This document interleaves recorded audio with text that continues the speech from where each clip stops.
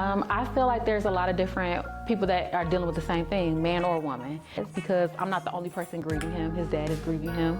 And women aren't the only people that suffer when you lose a child. It's both parents.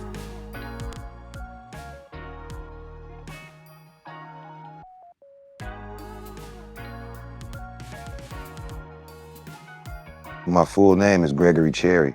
My stage name is YP. Some may know me as Backwood Jones. My age is 39. I'm from the city of Chicago, from the east side of Chicago.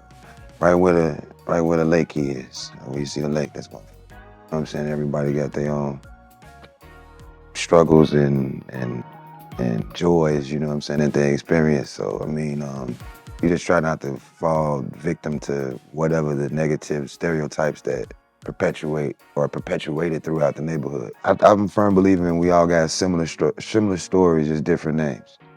You know what I'm saying? So like, I mean, I don't think I've seen anything that nobody else hasn't seen. You know what I'm saying? Or somebody that's close to the same person has seen. So tell me about your parents, your household structure. Yeah, I got two brothers. One is my father's kid, and one is my mother's. One is 12 years older than me. The other one is 6. Of course, 6 years older than me. But as far as like the structure of family and stuff like that, you know, I'm pretty sure my parents probably did the best that they possibly could. You know, I think that any parent, if they could possibly, would make sure that their child has $1 trillion in their bank account and never has any kind of pitfalls ever come in between their life. But unfortunately, that's not reality, you know what I'm saying? So, I mean, of course, you get a little older, you realize you get more mature, and you realize that things happen, you know. Unfortunately, that's just what it is. And how we get through it is what builds our character. Pops was there, you know, and as much as he possibly could be. My mom did the best that she possibly could. So, you know what I mean? Has it all been hunky dory? Hell no. I'd be lying and telling you that. My apologies for cursing too, but still, like, you know, it's not been the peaches and cream, but we make do what we need to, and I wouldn't trade them in for nobody else in the world. You only get one set. My mom is my heart. She's my everything. And I've been writing that. What they love to say, mama's boy or some shit like that. Yeah, I'm all of that. So I don't look at that as no negative stereotype at all. And I've been in tow with her, literally, you know, since before I popped out. You know what I'm saying? So like, we're always gonna be together. And things that she's done, shit, it's hard to even put it in words. You know what I'm saying? Like, really, you know, just know that everything. As far as my father goes, it's like my best friend right now. I've learned a lot in regards to maturing as a man, especially over my latter years with him. You know, of course, when you're a kid, you don't really understand what's going on. And then, like I said, everything structure wasn't all the way there, you know, the best it possibly could be, you know what I'm saying? So as a kid, you're not paying attention to nothing, you know, nothing that they're saying or nothing that they're trying to implement in your life, you know, because you just got your own opinions, I guess. But as I got older and more mature, the more and more, like, me and him really, really resonate with each other. Like, I was just talking to him earlier before we started this. Thank you. So talk to me about a memorable childhood experience. That's a lot I remember. I think I like to say I got the memory of an elephant. I smoke a lot of weed though, so my short-term memory over with. That shit shot. But if you ask me something that happened when I was probably about 6, 7 years old, of me going to Kitty Land or some shit like that, I can probably just recount the whole day. You know, like I got a lot of them. I think I tend to pull from a lot of them when I'm crafting my material. You know what I'm saying? Like whether it's sayings that I heard from either grandparents, anything like that I probably didn't pay attention to as a kid, you know, but it became like unconscious behavior or unconscious voice in my head once I started like going and maturing and actually like doing material. Then I would pull from those kind of sayings and stuff like that. Like my pops used to always say to me, the youth is wasted on the young. I remember being like 6, 7 years old, like, what the fuck are you talking about? You know what I'm saying? But like, as I got older and I got more mature, and I got to be close to 39, and I'm like, you know, it's certain things, it's like, oh shit, yeah, nah, the youth is wasted on the young. Because when you just that young, you just want to do anything. You know what I'm saying? You're not really thinking. When did artistry come into play? When Sure. did rapping come into play? 20. I never picked up a pen beforehand, never tried to, never cared for it at all. Now, I was the kid that, you know how you get in the car with all your homies and shit, like back in the days with shorties. We might be smoking a blunt or something like that. And the niggas would start just rapping, you know what I'm saying? I was the dude that was in the car, I was like, man, don't do that shit. Let them do whatever they do. I don't want to hear you. I don't want to hear what you got to rap say. I don't want to hear your rhyme scheme. I don't want to hear none of that shit. You know what I'm saying? I just didn't want to hear it. So I grew up like that, which was partially why I didn't tell a lot of my close friends, you know what I'm saying, what I was doing when I started, because I'm a firm believer that good music will travel. How I even started it, I was playing ball beforehand, and my mom was out of a job for like a year. I come to the crib and I was, you know, just oblivious. I was at home, well, out on my own every day, not at home. So I come to the crib one day and she had been like charged and everything. And, you know, basically like chickens came home to roost, you know, so it was time for pay the piper. You know? And it was a lot of shit that needed to be paid. And she was crying and whatnot. And I was like, hey, don't worry about it, I'll get a job. And she was like, no, don't worry about that, don't worry about that. Meanwhile, I was in the middle of my season and was doing very well, projected to do well. And hell, I put my resume out. I've always been a well-spoken person, so I can garner an interview, you know, based off of me just speaking to somebody. So I was able to do that. And hell, I ended up leaving my team in the middle of the season and getting a job. I started in January. But my season was still going. So I was in December when we was playing. I played my last game in the middle of December. I started work at the middle of January. I picked up a pen for the very first time in February of 2006. I was 20 years old. And I just I've been pushed down, everyone has. But I never felt something was stopping me from it if it wasn't me stopping myself from it. So more and more opportunities started compounding. It just became bigger and bigger and bigger. And I just keep my head on straight. I also have, you know, great memories of me being able to do shit for my mom, like flying out there to LA and stuff like that, staying with me for a while and waking up, it's 4 or 5 in the morning and my mom's on my roof crying, you know what I'm saying? Like just tears of joy. That kind of shit, you know, like. So at what point did you meet Destiny? Tell me the story on how you and Destiny met. She was throwing parties. And at the time, like, I was traveling a lot, but I was back and forth to Chicago a lot. And I would go out every time I came back to Chicago. I came back, she was throwing a party somewhere she was hosting it. It was like her spot or something like that. I went with like a few of my friends. I had an older homie at the time, like my older homie. I'm like, man, who the fuck is that? And he was like, oh man, that's such. Like, yeah, where? From where? Like, what? Like, go find out where the fuck she from. So I'm like, okay, cool, no problem. Fast forward, we leave. I find out, I start watching what she's doing. You know, like, boom, she's back at the same spot. I hear my homie, we're going back there. He like, for what? The fuck you mean for what? We're going back. So, you know, after that, we got to speaking. One thing led to another. And we built our relationship from there. Of course, you know, after that, we just kind of hit it off, and I didn't want to be away from her or her away from me. And so it was kind of like that, you know, what is that shit? Puppy love or something like that? It's probably what it was. Probably what it was. And I felt as though I was grown. I super loved it. It was a great experience. The experience for me was extremely new. And I just tried to navigate it the best way I possibly could. I remember she was sick, she kept getting sick. And we were thinking that she was, but not really, And then one day we had came home and we had bought the test, and then she had went in, went to take the test or whatever, and it was just me and her. And then I remember when she came out and she started crying, and then I held her or whatnot, and I was like, hell, this is new for both of us. So I didn't want to cry in front of her, so I did the tough shit. Yeah. Don't worry about it, girl. I'm gonna take care of everything. Watch out, I'll be right back though. I'll be right back. Walked out the crib, went downstairs and shit's boo-hooing and calling my mom and shit. Like, what? Like, I'm finna have a baby. Have a baby.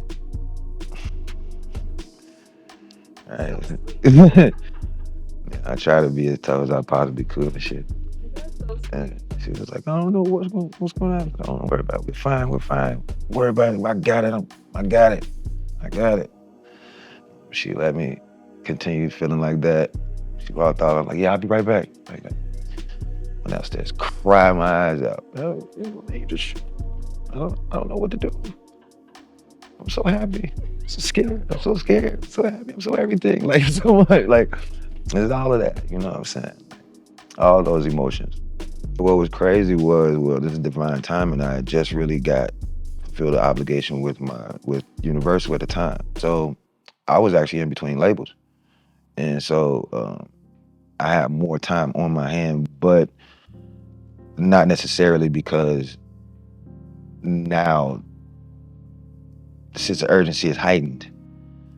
Because this is, I have this roof over our head to take care of, as well as everyday spending and food and shit like that. Now we have a child on the way, so I really don't have time to just be sitting there like that.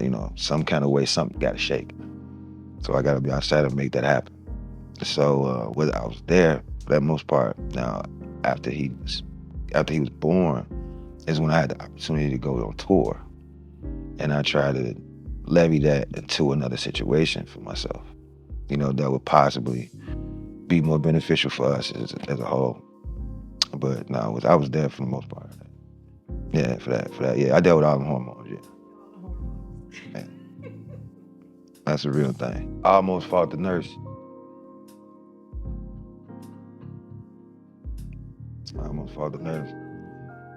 Cause look, they had me help, right? So I got the chance to help. Put the scrubs on, fully entrenched in the shit. So actually, I'm like part-time doctor. You know what I'm saying? Without the doctorate, without the PhD. But so I'm helping.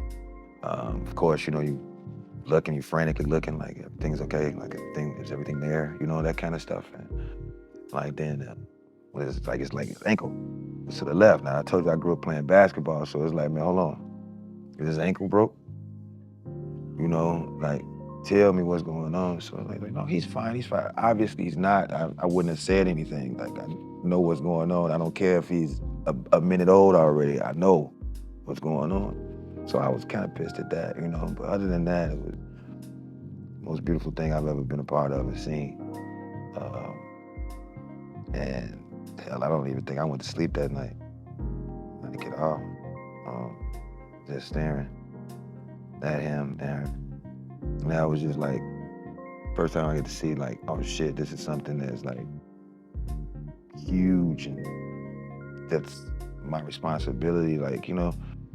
For that, your responsibilities are just, make sure you go to school, and make sure you clean your room, and make sure you get good grades, and then let me respond. Or if you got a dog or some shit, make sure you feed it, take your dog out. Those are responsibilities you pretty much got. Or once you start to get into adulthood a little bit, pay your cell phone bill, pay your rent or some shit like that. Those are responsibilities. Once I seen both of them, and it's like, man, that is my family. That is a totally different responsibility and a totally different feeling that you have that I know I had that day. And days then on after that, seeing him. I remember he had a big personality. I remember he didn't cry much at all. Just trying to talk a lot before before he was gone. Just active, always smiling, always happy. Just the epitome of pureness. Never seen, never had anything like that. Cared about me with nothing attached to it. Like, I'm pretty sure, parents love their kids differently. So I'm pretty sure that's probably how my mom or my father looked at me, or look at me or whatever. So to see that,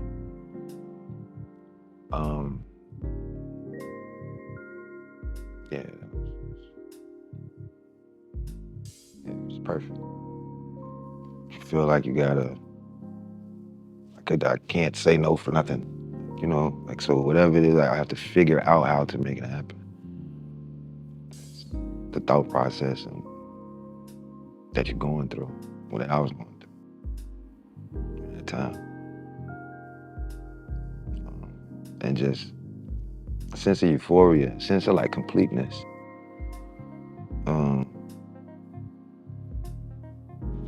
Thought that she was a dope, very, very, very, very dope individual, or woman that I would want to instill values in the offspring. You know what I'm saying? Like children together. Like I was like enamored with her and amazed at how young and how protective she was. Loved it. I had him for the weekend. I think I picked him up either Thursday or Friday. And at the time, my mom would go to church every Sunday. Go to service, probably maybe like 6, 7 in the morning, something like that. So Sunday, which was August 10th, I'm at home, and of course, I'm at my mom's house at the time, and it's just me and her and Kaden. And of course, during the morning, she would while she's cooking, she would have playing with him and stuff like that. So I was staying in the basement. I would never bring him in the basement, nothing like that. So, and he had another room with his cradle and all that stuff. What crib was in. So my mom ends up calling me upstairs, like, say I'm about to go to church, it's about 7 in the morning, something like that, 6 in the morning. So I'm like, okay, cool, no problem. So I go upstairs, and she lays him right next to me. He's got his bottle, but I watch him. He then leaves the bottle fall, then it goes to sleep, So I watch him, and I feel myself dozing off too.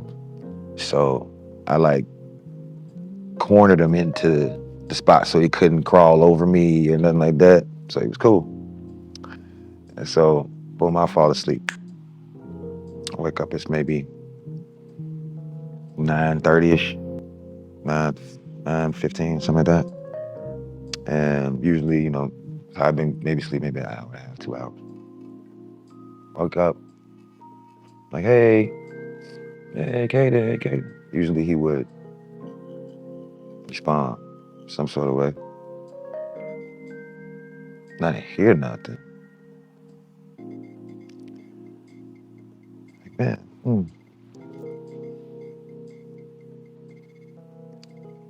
So I looked up, and I just seen him.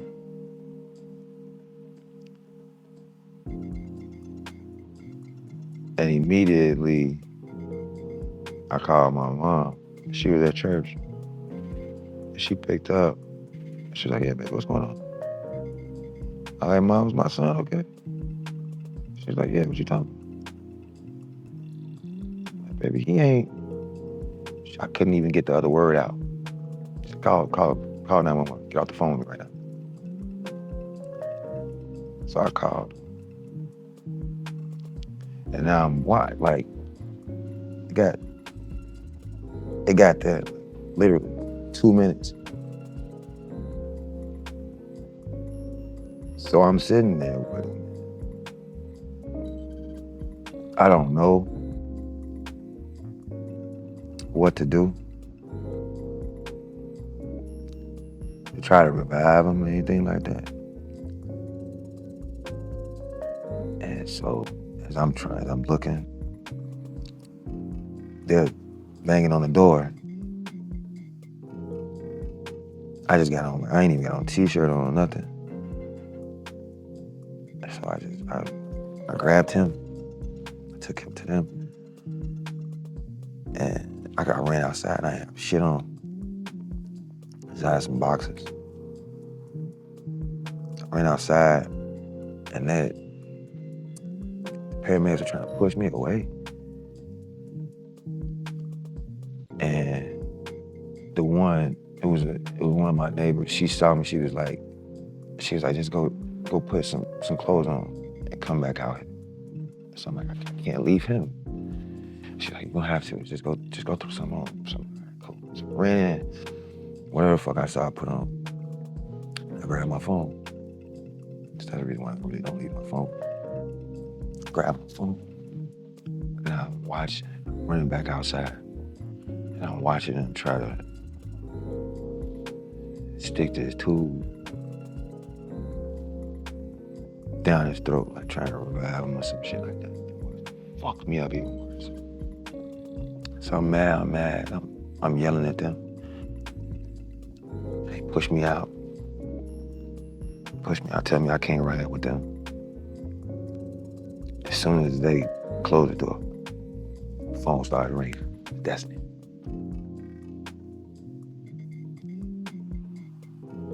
She's like, hey.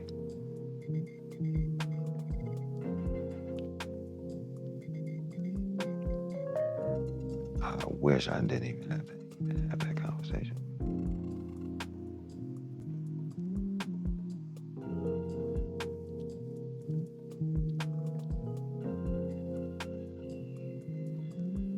Like, just to watch. I have to say that. Oh yeah, just hurry up, get here, you know?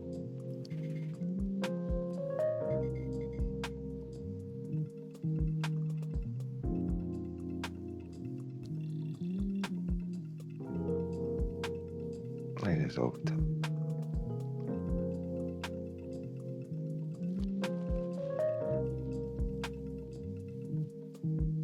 We got some water in somewhere.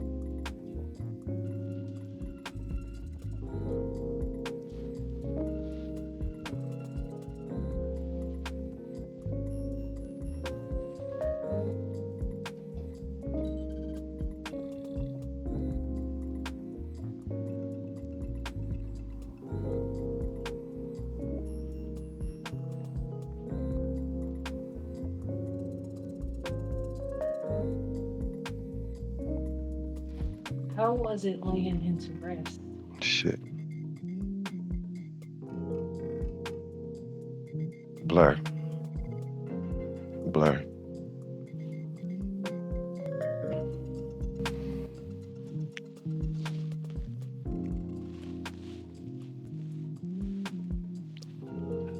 Lay him to rest.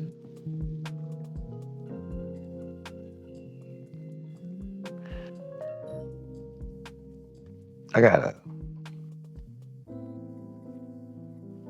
extensive family,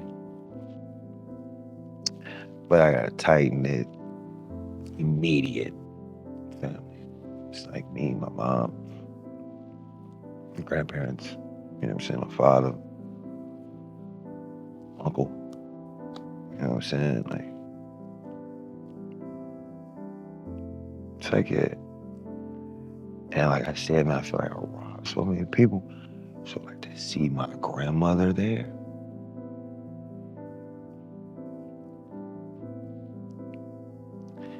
and she got a chance to hold him before he passed. Like to see my grandma there though. Cause my grandfather had passed before that.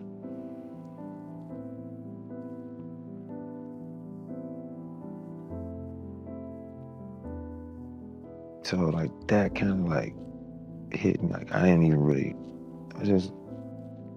I know I had to be there. I know we had to deal with it. I'm just like, man, it's like, why? It's like, why?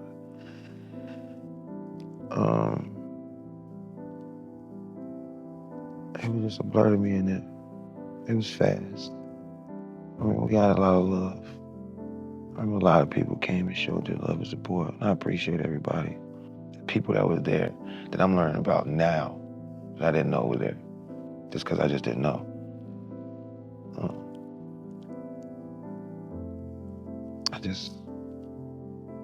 I didn't want that. I didn't want the day to be. Not that I wanted it to end and shit. I just didn't even want it to exist. Like, why is this something I have to deal with? And there would be people that was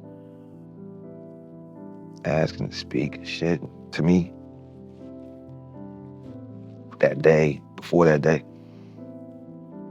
I just kind of didn't. I kind of like shut all the way down. But down there like a year.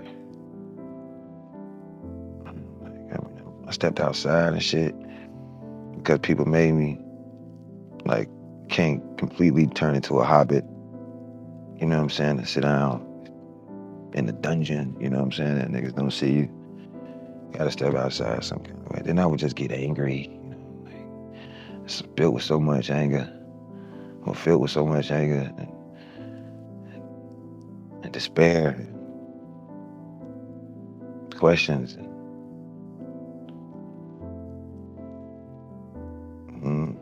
I don't really know. It's 100 different ways to describe it. Some could be the most intelligent ways, and that could be right. Some could be the most ignorant ways, and that could be right too. Where was God? Being questioned. We're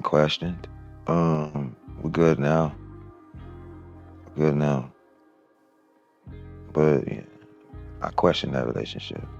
I questioned faith. I questioned all of that for a while.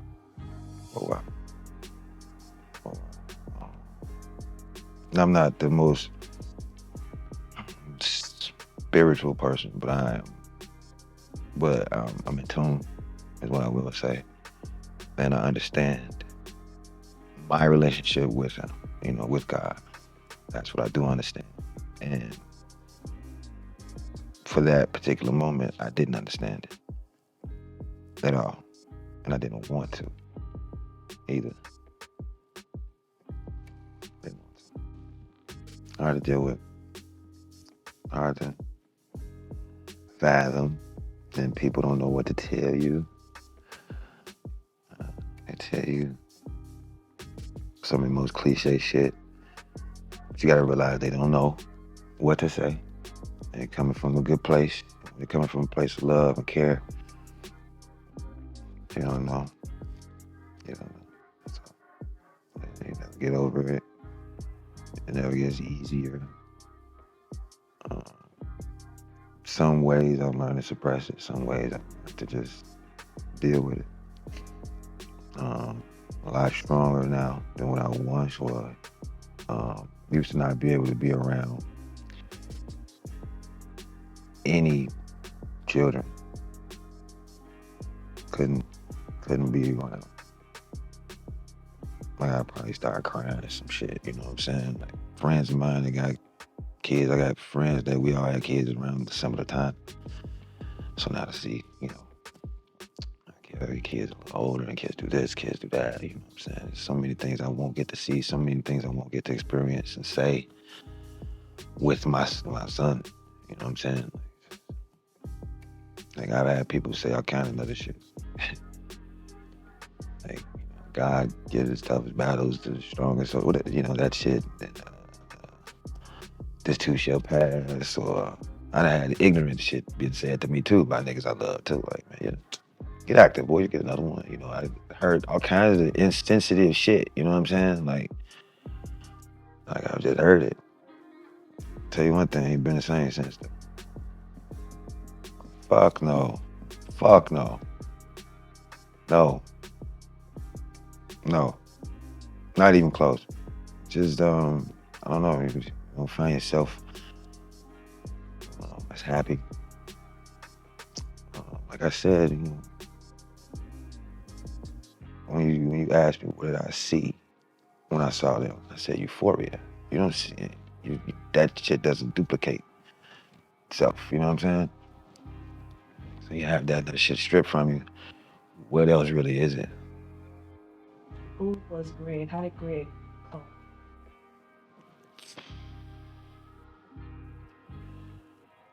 All the wrong ways for years. All the wrong ways for years. Cause I didn't know how. I didn't grow up in a household where we gave two fucks about therapy. Not even physical therapy. You know what I'm saying? Like motherfucker break your ankle or whatever. You gotta go to physical therapy. We probably won't do it. You know, put some ice on it or some shit like that. So just that whole word and that whole thought process wasn't in our vocabulary or wasn't in my thought process just growing up. So nah, I didn't care. You know what I'm saying? I remember being a kid and being like watching like with my grandparents like the talk shows and shit. And you know, like every like Thursday or Friday, they had like a therapist up there and like taking care of all the bad kids or whatever, or the people that are depressed, whatever the fuck it is. And I remember how my grandfather, you don't pay nobody to tell you what the fuck wrong with you. Figure it out and get over it. So I think that's just how I've always dealt with any and everything. With that, you gonna shed a few tears, put your drawers on, nigga. Get outside. You still gotta go do something. You still gotta live. You know what I'm saying? I mean, there's other things that I be in my thoughts a lot. Not as much as I used to, but my thoughts a lot of that. Like I almost felt like guilty for other people, not necessarily just myself, and me not being able to grow old with my son. But like I know that he was just special. Like, you know, like there's a bunch of people that was gonna be able to like have some sort of encounter, you know. And I was like, damn, man, people won't be able to do that, you know. Like I'm dealing like with my mom with dementia right now, and it's like, damn, my son would have been like 11 if my son would have been here. That would have prolonged it. You know what I'm saying? And I tell you like how me and my pops are like best friends now. Like that would have been so fucking dope for him to be able to be with his grandson. You know what I'm saying? So it's like, man, I feel like I robbed them.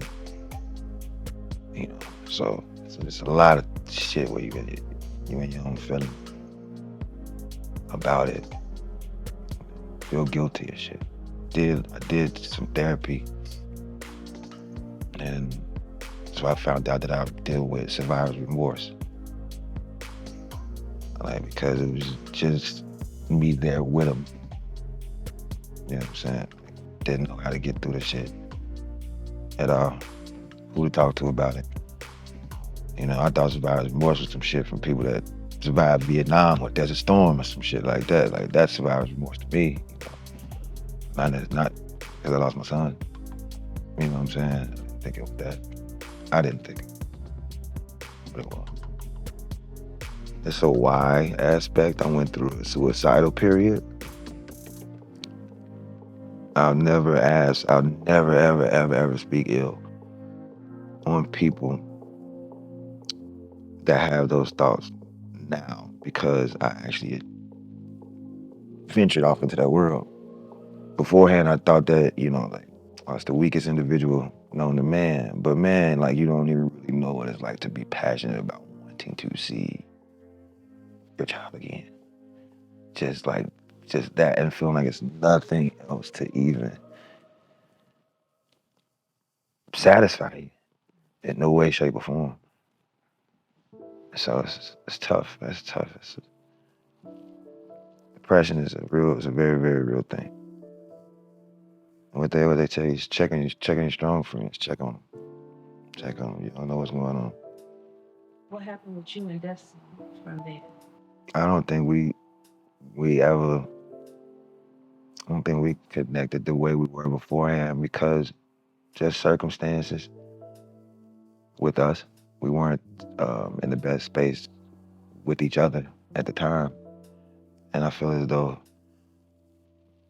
the event that transpired with our son, that just made it like more strained. It would bring back, those feelings are different. They're raw. Like that shit there is like tough. That's not like, oh, we just broke up, we'll just go holler, back with each other. Like, no, it's not that. Like, that's something that neither one of us could even fathom or even know how to speak to one another after that.